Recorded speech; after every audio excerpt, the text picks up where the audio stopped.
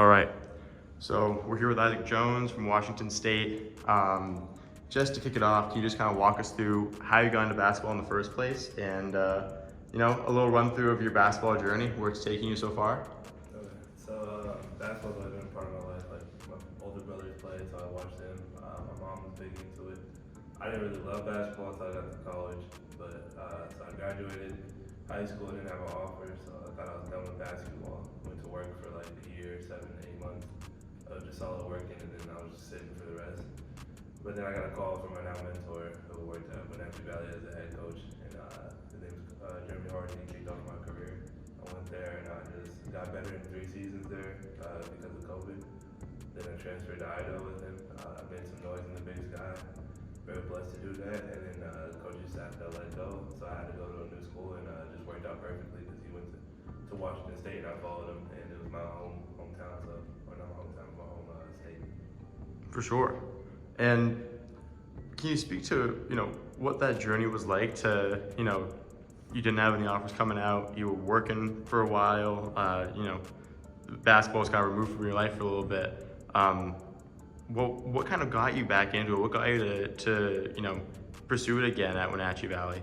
I think just that chance, and I never played AAU or anything, so I never had a coach really believe in me like the way Coach Harden did. And when he just continued to encourage me to put in work, and I just saw little steps I was taking, I started getting better every day in practice, and waking up early mornings and working out late nights, and it was just all coming together. And I just started falling in love with the game, especially when I started dunking. That really happened. Aside from dunking, what do you think helped that click for you to really get that passion for the game? Just having naturally soft hands and soft touch, because it made the game easy to learn how to score with my length and stuff like that. Just made it really easy with the touch. For sure.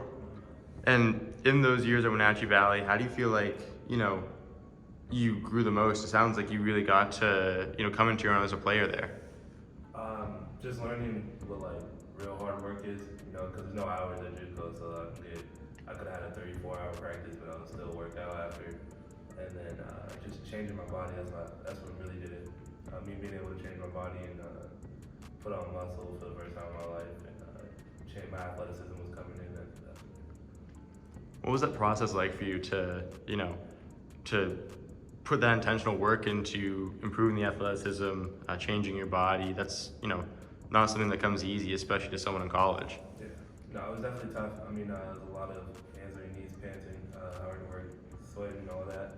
But I mean, it was just consistent. It's hard to let up when your coach won't let you, But I'm grateful for that. But it was just consistency in doing that every day, and trying to push myself to the limits. And I thought I had a chance, and turns out I did. So.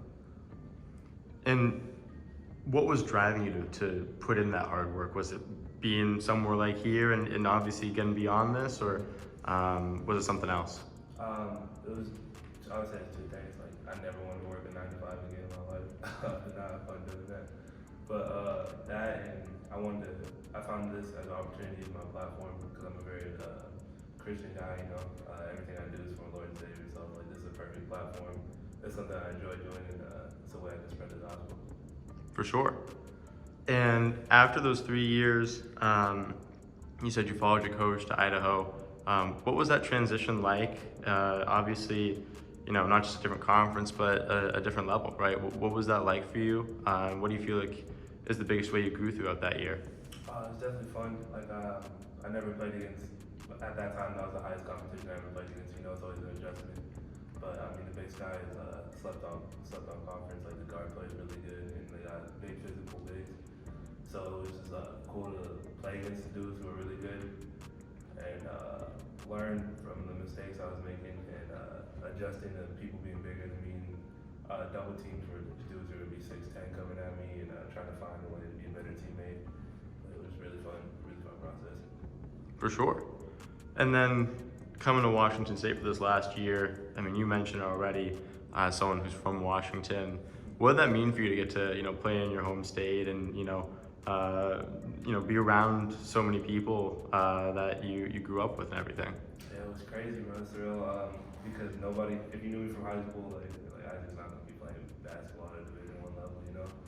But it was just nice, and especially when we played at UW and like the game was sold out because I'm from the West Side. It was just crazy to see everybody I grew up with just being there and supporting me and cheering me on, even though I could have been playing for the wrong team because half of us are Cougs, half of us are Huskies. But no, it was just crazy. The atmosphere was insane, and how much love I received was second to none.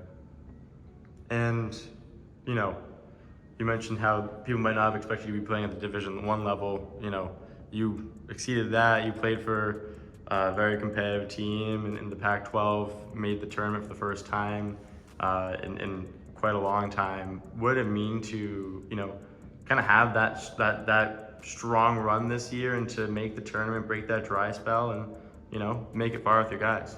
Yeah, it was special. I mean, every kid dreams of playing in March Madness, you know, but not every kid gets to do it, so we're beyond blessed to do that. But to also be that effective and that good in the last year of the Pac-12 ever was, it's emotional really, because like you grow up on that side, just all you know is Pac-12, and now that it's gone, it's crazy, but I learned so much, better myself, I met good people, made great connections with my teammates, and it's something I'll never forget. For sure. And you mentioned last year the Pac-12. Can you speak a little bit more about like both what that meant to you and you know what maybe like the atmosphere at the conference tournament was like and everything? What it mean to be part of history really in that way? This really is being part of history. Like, you know, we're the last of the book ends right there for Pac-12, so you can just see it when every team was at the conference tournament. We all were playing at the highest level we've ever played, and it was even more emotional when you lost, because like even if you weren't a senior, like you're not getting another shot there because there's no more. So it was just emotional and crazy, and I think we're just honored to be part of history, even if it didn't go our way. For sure. And you mentioned that this was a year of growth for you. What do you think that the biggest way that you got to, you know, grow, whether it was on or off the court, was? On the court, it was defensively, because it's a high level, you know, guarding guards. I'm guarding the best guards I've ever had to guard in my life, and the biggest big is the most physical one, so that was definitely a learning process. My coaches were hard on me about that, but I grew a lot and became a way better defender this year than I've ever been. And then off the court, just professionalism, because like you go to a lot of interviews, stuff like that, back in Pullman, and everybody just knows you out there. So it's like learning how to present myself and making sure I'm always ready to go. Absolutely. And can you kind of walk us through what that process was, what that work that you put into improving your defense was? Man, every day, like I was like the target at practice, and my coaches were on me crazy. We just had like a bunch of defensive drills, and I would be the main focus. You know, I'd have to get the stop, or to do an action that comes at me, or I had to switch. But it was tough getting adjusted to it, but man, it was worth it. You know, I can guard 1 through 5 now, but it was a lot of reps, a lot of getting yelled at, being held accountable. But I wouldn't have it any other way, man. That's the best way to do it in my book. So. Mm-hmm.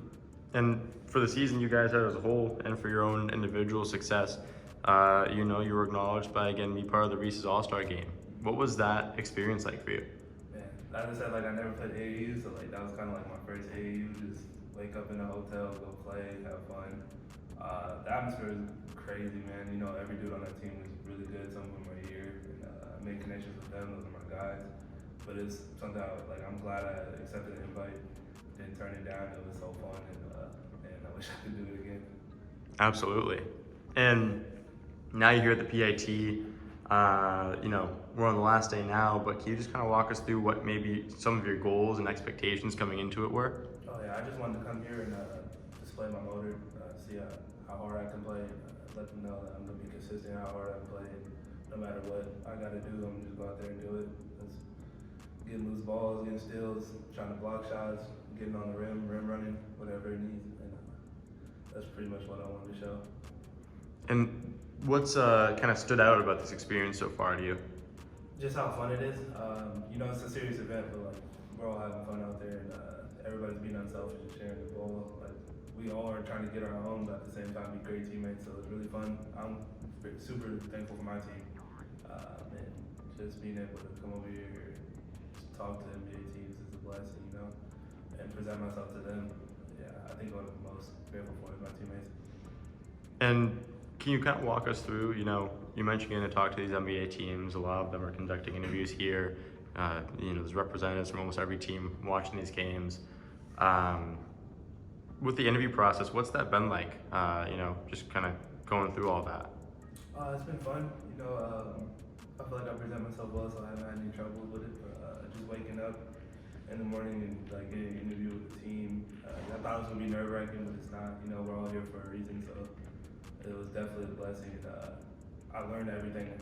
I learned something new every time I talked to one of the teams, so it's a nice little learning process going on. Are there any, particularly unique questions or scenarios that you've been given in any of your interviews so far? There was one. I think I was Denver. They were asking me how I felt about like the alphabet, and at first I was like, why? And then he was like, well, your initials are IJ in the alphabet. IJ right next to each other. So like when you're singing the alphabet, do you ever stop and just think about that? It's like nah, but like now I will for the rest of my life. But that was probably the weirdest one. Yeah. And as you're, going through the interview process, you're on the court, playing your game. You're someone who, throughout the years, you've kind of had a very unique path. You've kind of defied expectations time and time again. You keep scaling up level to level and doing well. What are you trying to kind of prove and show about yourself and your ability to, kind of, make it to that next level and be ready to play there? I mean, I've been an underdog for most of my life. I think I really just want to show people I can adapt. Like, I've been doing that since I got into college. I want to show them that no matter what the level is, I'm going to work hard, change my game to fit whatever the coach or system needs. Just keep adapting and moving forward. And what have you been working on the most since the season wrapped up, as you're trying to obviously, prepare for the pre-draft process, but also prepare to adapt for whatever's needed at the next level? Definitely just working on my feet, getting quicker, and extending my range to the outside. I feel like that's the biggest question mark the teams have about me because I didn't shoot during college, but something I've been working on, since I got to college. So I'm not worried about it, but that's definitely something I rep out every day, just getting a lot of reps and getting confident in it. But I think that's the biggest step for me. For sure. And what's that process been like, especially since the season wrapped up, to keep getting those reps in? Can you come and walk us through what your routine is on that? Man, it's kind of tough having traveling a lot, but just work out every day. But start the workout with shooting and end the workout with shooting. Like whether it be on the gun or somebody rebounding for me, like just getting more reps. I don't even know how many I shoot, but it's a lot. Shoot till my arms sore and try to keep that muscle memory. And then, yeah, just every day of that. And now, more of the last day here, what kind of is your mindset heading into it, and what are you trying to, show with this last opportunity here? I'm just trying to finish strong. I think I showed that I can compete from the first two games, but I just want to finish strong and let them know that I can take it up another notch every game. I just want to have a great game, be a great teammate, and leave it all on the floor. Don't take anything for advantage, though. And if you had to pick one way that you impact winning most, what would it be? I would say being a teammate and just a willing person. Because if I'm getting doubled, I'm gonna be willing to throw the ball out, make the right play. But I'm always gonna be ready to score when I'm in the right spot, and just willing to do whatever the coach asks me to do. For sure. Heading into the next couple months, what are you looking forward to most of the pre-draft process? Man, just getting better and seeing the people I meet down the road. It's a blessing. I just want to continue to get better every day and keep proving people wrong. And I know there's a lot of people I'm going to run into who could potentially change my life. So I'm already thankful for that. And last question, what's one thing that you feel like not many people know about you, but you want to make sure that, especially, scouts, teams, fans know going forward?